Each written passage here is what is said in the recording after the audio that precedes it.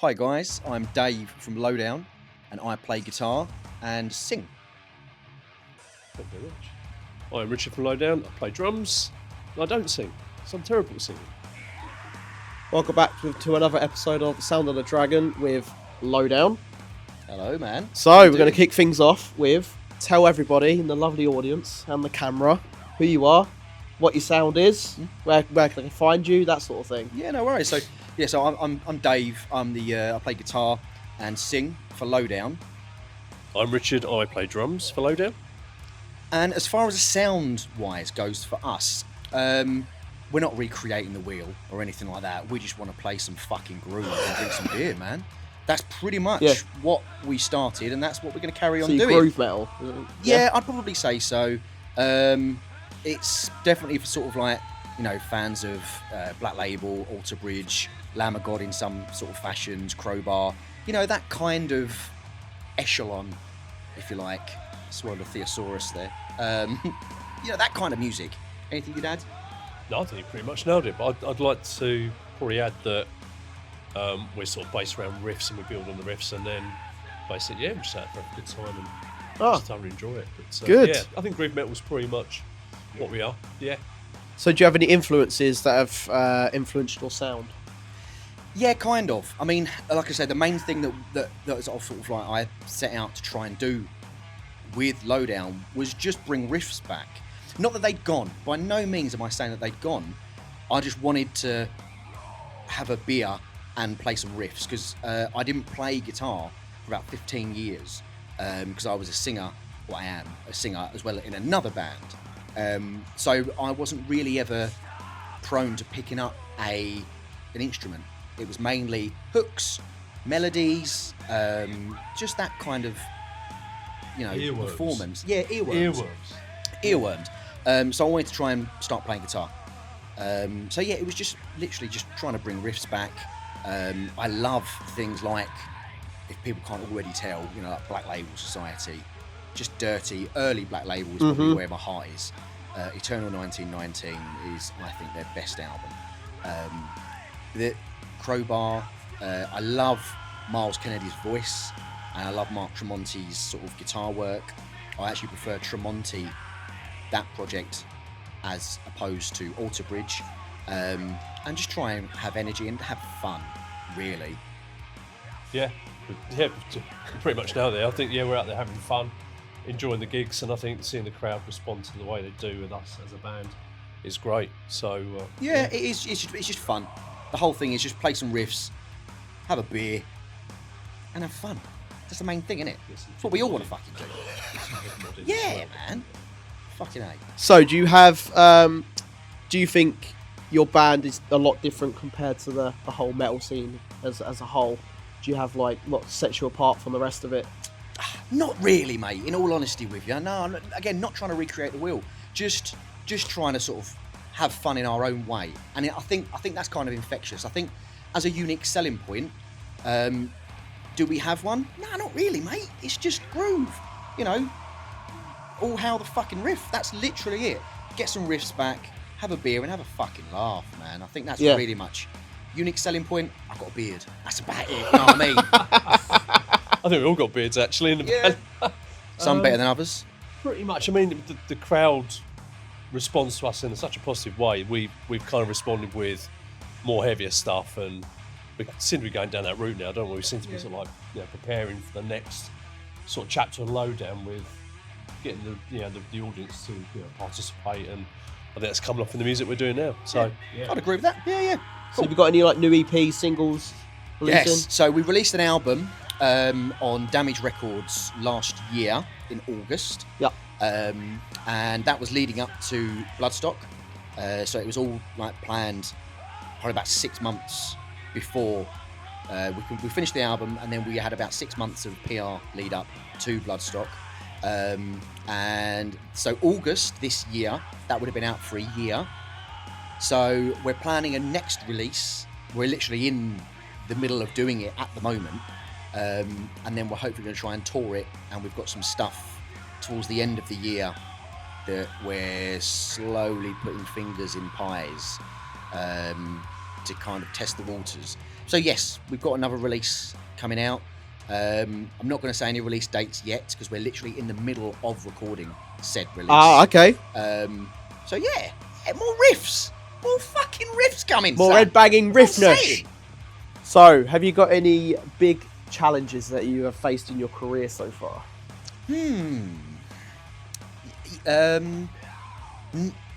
Yes, would probably be the easiest answer. But to be perfectly honest, we only started Lowdown in 2022, so it's not really been going that long, and we've accomplished quite a bit. I think for me personally, I can't speak for Rich because he's a separate person. I would say, I would say that the hardest bit for me was the fallout of Bloodstock, because we'd built up, we'd released an album, we'd released 2 videos, we'd had such a good PR campaign up to that point that once that was done, you're kind of like, fuck, what do we do from here? So that was for me probably the hardest bit. But then logically, once you've done that, you build off of that and you ride the fuck out of that sort of like wave, and you go to another country, or you do a tour in the UK. And to be perfectly honest, I'm not a massive fan of London sort of shows compared to sort of like European shows, because you're treated so much nicer in other countries, I think, because they're more appreciative of it. So yeah, for me, I'd definitely say that it would be the fallout from Bloodstock has been the hardest thing to sort of come down from, and then try and keep momentum going and still enjoy it without it being, too much of a job. Have you got anything to add to that? Good, I'm glad you don't. No, I just want to add to that, actually. I mean, obviously, when we got back from Bloodstock, it was just like a big come down. It's kind of like, oh my God, we played in front of a packed audience. The tent was up, you couldn't move in the tent, it was absolutely full. And then we're building on the next part of Lowdown, and then we hear the news that our producer, Andy, passes away last year in December. So the guy who was instrumental in getting Lowdown signed to his label, recording the album and working with us on it, and it was going to be the next step for us. Yeah, we found out he passed away in December, and it was kind of like, that was kind of a challenge for me as well. Massive. Because we knew Andy quite well. He had his own way of recording stuff, and he was there to help us, guide us through the sort of recording part of it, and that was, to me, the biggest challenge was the next step after that. It's kind of, but now we've got a route that we're moving on, and where we want to be next 6 months' time, and it's recording new stuff.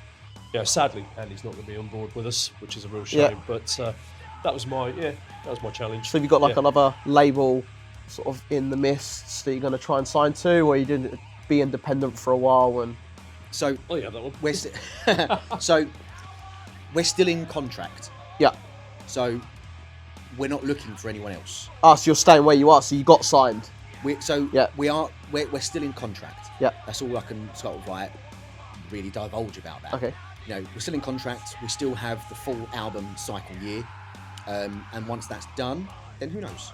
Who knows what happens after that? So you haven't thought about Plan B yet after that? Oh yeah, man. You have. I'm down to Plan Z. Like, I've got so many different plans.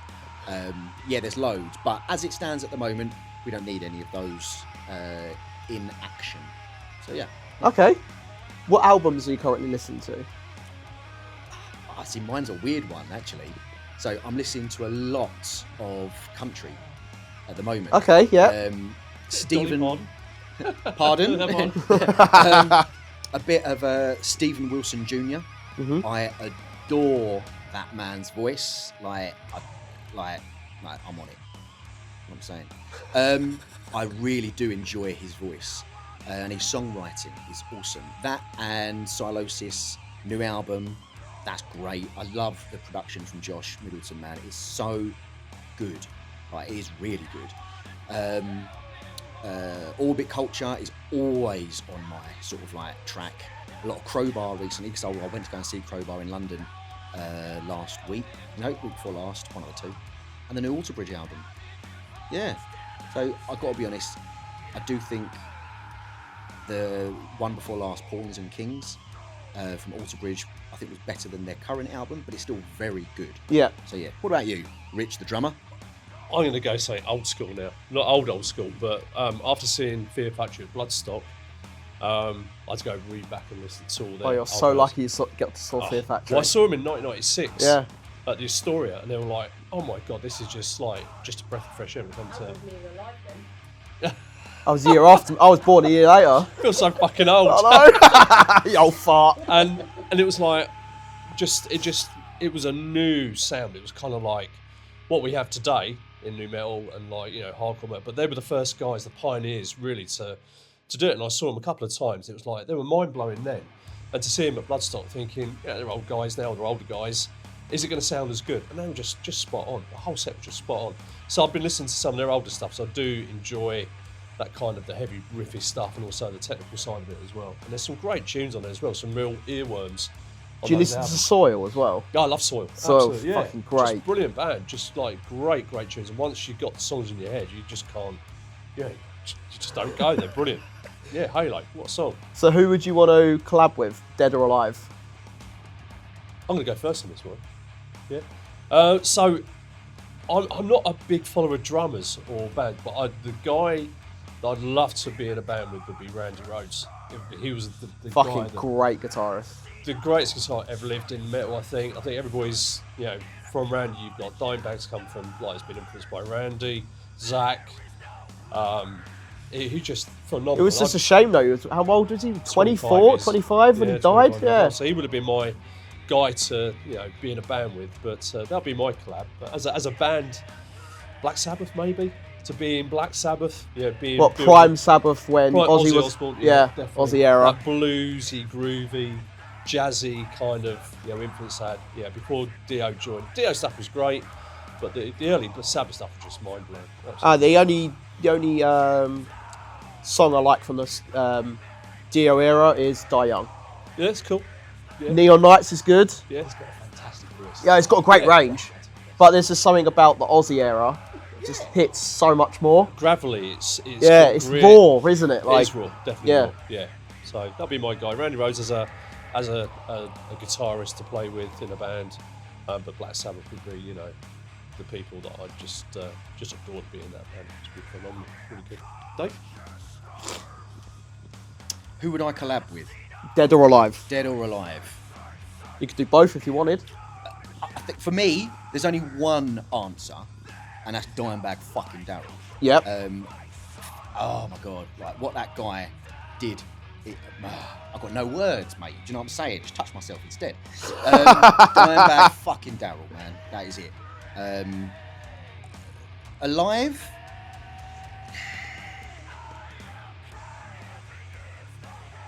No, I think that covers it. I was up to Dimebag, man.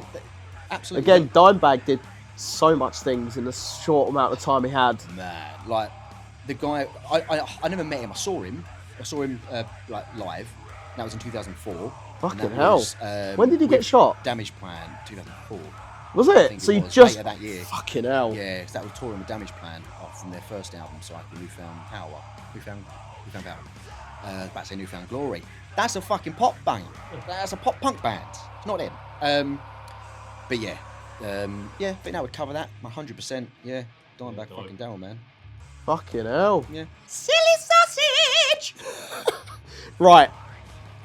Out of the band, who's the most chaotic member? Leave it out, Rich. Calm down, mate. It's weird. I mean, I'd probably say that on stage, Kev, the bassist, he loves a performance. He's straight up. Yeah. He's a monster now. But most of the time, I have no idea what I'm going to say. And sometimes it really shocks me what comes out of my mouth. Like I'll make a whole crowd shout out some profanities. But it's funny. The whole point of someone going to a show that it's fun. But Ant also has like a soundboard that he uses. And he'll have like, nothing beats a Jet 2 holiday, or just certain sound bites which are current, down with the kids. So yeah, That's chaotic. Yeah, I don't know. I don't think any of us are chaotic. I just Not think, really. In our lives, maybe. But Rich is on a lot of heroin, but I mean, he's not really. Don't do that. kids. Right. Who out of the band is most likely to miss the tour bus or the van to the next show? Honestly, I would probably say Rich. Because, What are you gonna say? yeah, man, was because you fucking would. He's on his own time. Like we said to him before, right, we've got sound check at 1, get there for 1. Rocks up at 1:30. Oh, okay. Who's the So, first yeah. one rehearsal then? Yeah, I am, aren't I? No. Yeah. I wouldn't say me. I wouldn't miss the bus. Definitely not. It probably would be me actually. Yeah, I don't know. I mean, Kev's always on timely because there's beer. So yeah, there's a party. He'll be there because there's beer. Yeah. That's always on time. Yeah. So I think maybe me, maybe. But I do turn up to rehearsal earlier. That's true. Yeah, the most. Turns up So- half hour early, so he's not late. I had to get the drum set up, because that takes about half an hour to set the drums up. So, but yeah, maybe me. Yeah, never missed a plane though. That's for sure. That would have been a real fucker, wouldn't it? Yeah. Rich, we're in Oslo. Whoops. Whoopsie. Yeah. Describe your band in one word. Lowdown. No. See, I'd go the stereotype and say riff, but man, that's cheese, isn't it? It's proper brie. Groove, just groove, man. For me, it all comes back to the groove. Yeah, groove.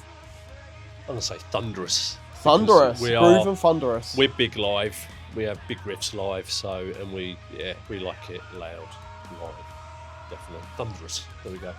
Would you rather play a tour for a whole year straight, or play one massive festival a year? One massive festival, because then we could do the whole year tour the next year, and we've got lots of followers. So get as many followers as you can, that big one gig, and then go on the tour, big tour the following year. Dave? I don't think you can choose both. I believe it's question one or the other.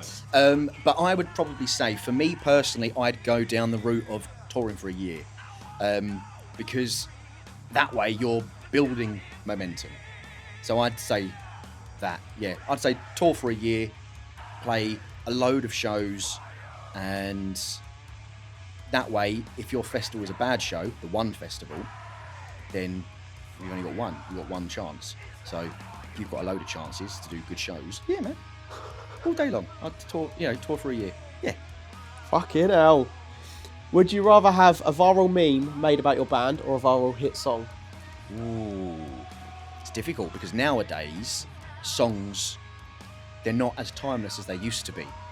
You know, you can't really, I would say in the last 10, maybe 15, even maybe 20, there isn't many songs that are going to stand the test of time. I mean, nothing's going to beat Never Gonna Give You Up, Never Gonna Let... Yeah, that's like a viral song now, right? But it did have a resurgence as a meme. Yes. So, get why you asked this question. What a good question. Never gonna give you up. Fuck, you know. So yeah, I would. Oh man, because of the generation, I don't. By the way, this isn't my answer. What it is, but not because I want it to be. Because of the generation, because of the way things are now, I would probably say meme. Because at the moment they have more longevity, I think, than singles. I don't want it to be like that. I would rather the music speak for itself and the music be the art, not something that someone's made on like a computer to sort of like do a meme. But they are so big now. So yeah, I'll probably say that. You'll probably be remembered a lot longer too, right? Oh, you remember when this meme came out from... Yeah. Yeah, I think you're right.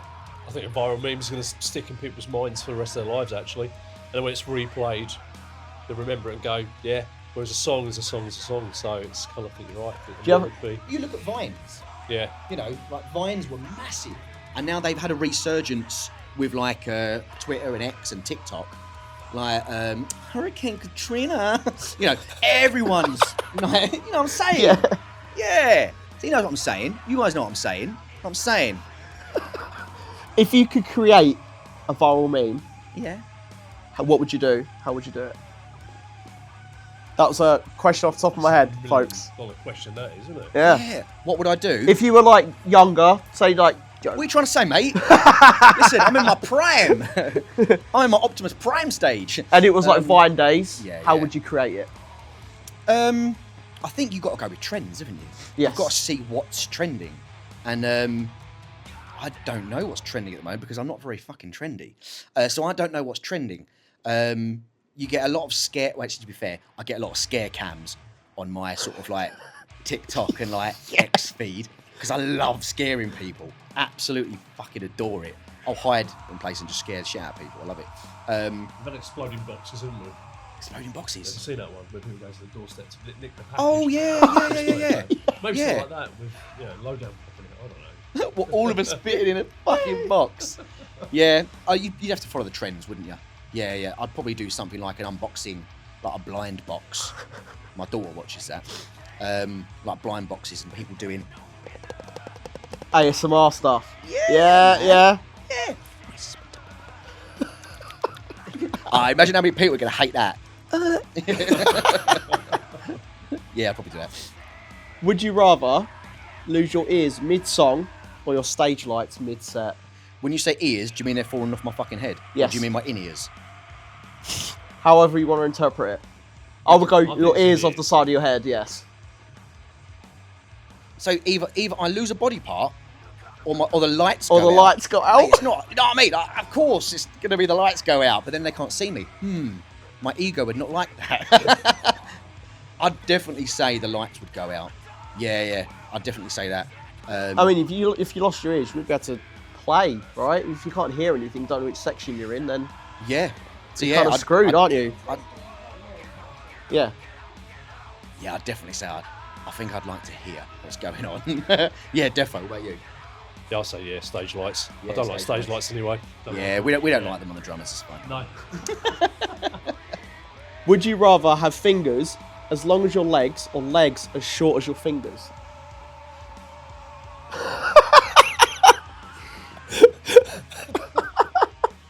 It's his face, he's trying to think about it. Say that again. Legs as short as your fingers. So would you rather have fingers as long long as your legs, so you got a finger the size of your leg, or legs as short as your fingers? I'm already short enough, mate. You know what I'm saying? I'm about 2'5". Do you know what I mean? So I'd probably say, fingers as long as your legs? imagine the solos. I know. Imagine the possibilities. The slides. I know. Imagine being able to sort of like poke someone that's like a little bit away, and then you could go, well, it weren't me, my fingers won't stretch that far. Of course it weren't me. And then you go, shing, and get out these like 2 foot long digits. Love that. Yeah, I'd probably finger someone from afar. Not like that. I mean, You got to finger someone from afar. listen. Keep it normal in here, right? Yeah, I'd probably say that I'd have long fingers. Yeah, long fingers. Yeah? Double short. You could use them instead of drumsticks. Yeah, might hurt, but yeah. And last question. Would you rather have a rewind button for life or a pause button? Got questions. Right. When you pause, does everyone pause? Yes. Or is it just you so you can enjoy what's going on? Yes. Everyone pauses? Yes. So it's basically like if you've seen the film Switch. Yeah. Yes. No. If you're not, Adam Sandler has a remote. No, I have. Yeah, and he Yes. pauses the world, yeah. Okay. See, just to get deep for a section, like the section. Deep. Listen, With the fingers. right? I know. I'm saying. Yeah. Do you know what I'm saying? No. With if there was a constant rewind button, you're not going to live in the moment. So you're not going to make whatever you're doing count because you're always going to think, oh, well, if this doesn't go right, I'll just rewind. Yeah, but then there's also a chance that it could never go right the second time anyway because it's rewinding. So But you wouldn't learn by your mistakes. how would you would know? Yeah, I mean, I would probably say that I would think I'd rather pause because I like to live in moments without zero regret. Yeah. So I would probably say, just to get serious, I would probably pause and enjoy moments rather than rewind and redo them because you don't get the redo button. You've got to do it right the first time. Thinking about a prank you. put on people as well if they're paused. Oh, hold on. Trousers down. Let me pause this for a minute. I'll rewind my answer.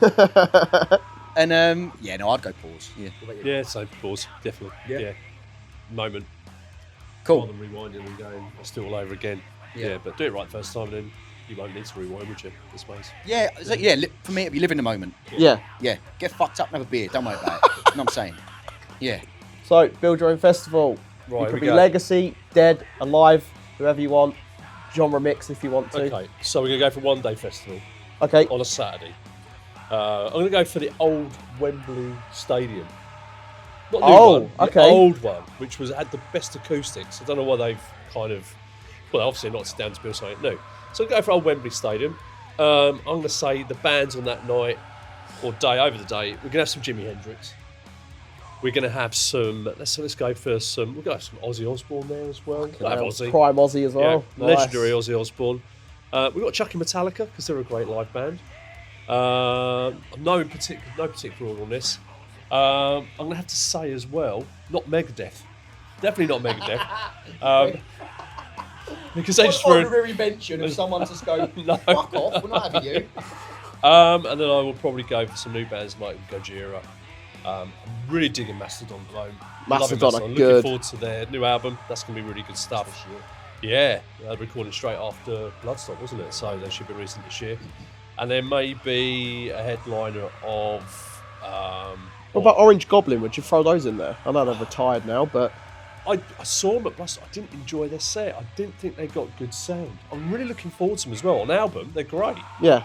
But live, they just seemed a bit sort of pallid, a bit kind of not as heavy as what they appear in the middle. They sound the album. And then last band of the night. I'm gonna have to say, who's an up-and-coming band that's smashing at the moment? Oh, come on, that's an hard one. No, I'll stick with 5. Food, definitely curry. Curry. We're gonna have curry all day long. We had curry. someone that said Wagamama's and all they can eat is katsu curry. At every stall's katsu curry. Yeah, it's not bad. Yeah, but I'd go for spicy curries, because I tell you what, the portaloos and the toilets are going to be really quite smelly. But yeah, that'll be mine. Yeah, a bit of Jimi Hendrix, bit of Ozzy. And then what's your activity? Activity, I'm going to go for foam baths, big foam bath pits for the foam. Just jumping them. Just jumping them, yeah, a bit Nice. of fun. Cleaning as well, a bit of cleansing thing as well, so there won't be so many smelly people. But yeah, I think so, yeah, big foam bath. There we go. What are you, Dave? Kudos on the phone, by the way. I am a foam fan, so that is good fun. So, I think firstly, I'll go for the activity. I'd go for the Crystal Maze. So, I'd do like the Krypton Factor. I'd do like adventure, you know. Yeah, but these people might, who were watching, if you know, I comment know what down Crystal below. Maze is. I see. Yeah, I know what the Crystal Maze is. Yeah, exactly. I used to watch it as a kid. Yeah, man. So yeah, I'd have that to start with. Food-wise, I'd have. What would I have? I stole your thunder, didn't I? I said curry. I'd have Greek food, because there's a place at Bloodstock Festival, and in my opinion, that's the best food stall because you've got a bit of bread, you've got a nice bit of meat, and you've got and some veg as well. It's really nice. Anyway, that's what I'd do. Now, as far as bands, that is quite a tough one, really. I think I would start the day off light with Stephen Wilson Jr. I mentioned him earlier for people that were watching. If not, rewind. He's got a fantastic voice. I adore that man's voice. So I'd start with some country. I would probably then maybe go to someone like to do like an acoustic, maybe Lady Gaga sort of like set on just her and a piano, because I think she's got, again, a fantastic voice. And then I'd ramp it up. I'd go for someone like Baroness, and then maybe Crowbar. I'd then step it up with some Kvelertek, Mastodon, yeah. Yeah, and then I think I'd go with someone like Orbit Culture, Pantera, original Pantera, Great Southern Trendkill era. Yeah. And then I would probably end it with Old School Sabbath with Ozzy. Nice. And the activity to do all of the time would be have a fucking beer. I'm not saying. Get some beers on, man. It's all good. Have a cocktail or two. Yeah, that'd be a good time. I think I'll just do one day as well. Mainly because I can't think of any more. So I'm just going to do it the one day. And that was cool. That was enough. I can't remember or think of any more. Yeah. Big hangover next day. Yeah. Recover. Of course. Yeah. Yeah. Oh, it has to have a Guinness stand as well. There has to be a Guinness stall. I fucking love a Guinness. Oh, creamy fucking. Do you know when you had a hard day at work and you're like, oh, fucking Guinness? Oh, I'm a toast, best mate. fucking feeling ever. I don't really have hard days at work. I just stab people for a living. That's all good. Yeah. Yeah, no Guinness. Would you ever put on a tattoo parlour at your festival? No. You wouldn't? Nope, can't keep it clean. If you're outside, I wouldn't recommend getting tattoos at a festival. Obviously, everyone, you do you, boo. But for me personally, I would not get a tattoo at a festival because it's really, really difficult to keep it clean and out of the sun. Yeah. And that's prone to it being infected like that, and that's difficult. Yeah. So, I personally wouldn't do that. But if people can keep it clean, hell fucking yeah. Defo, don't drink before getting a tattoo. Don't drink before getting a tattoo. That's been Sound of the Dragon podcast with Lowdown. What's up? And we'll see you in the next episode with Delicia. See you later.